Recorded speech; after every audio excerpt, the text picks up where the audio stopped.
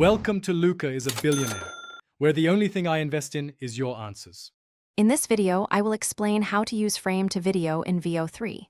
First, navigate to your recorded match within the VEO3 platform. You will want to select the specific game or training session you wish to analyze. Once loaded, ensure the video segment you intend to work with is clearly visible and ready for detailed frame-by-frame examination. This initial setup is crucial for a smooth workflow, allowing you to precisely identify. Now, let's move on to selecting your keyframes. As you play through your footage, pause the video at any moment you deem important for your analysis.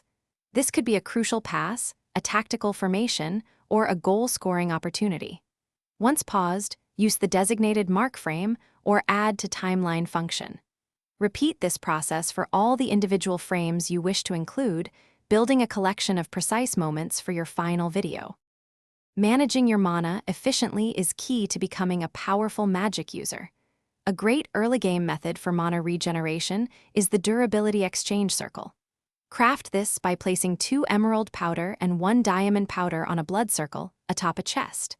Fill the chest with tools, and their durability will convert into mana. For storage, craft an attuner with 4 gold and 4 lapis lazuli. Combine it with an emerald or diamond to create an attuned gem, capable of holding 5,000 or 10,000 mana, respectively. Finally, let's export and share your completed video.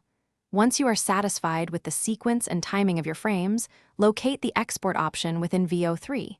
You will typically find choices for video resolution, such as 720 pixels or 1080 pixels, and various file formats. Select your desired settings, then initiate the export.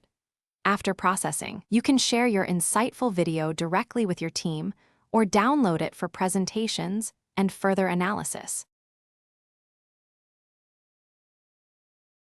Thanks for watching and please subscribe. It's the best investment you'll ever make.